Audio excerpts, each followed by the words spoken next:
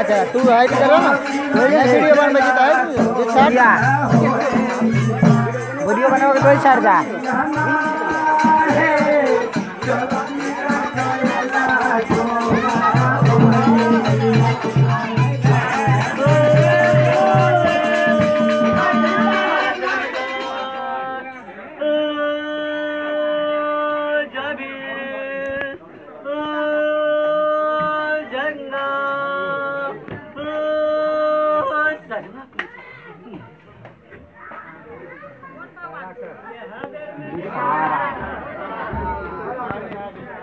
कत्ता नु गैल चलो है बिल मा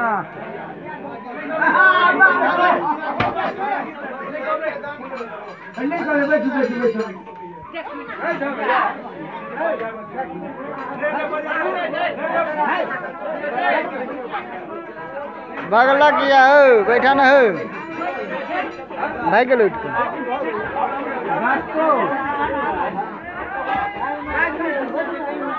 निकाल दे तो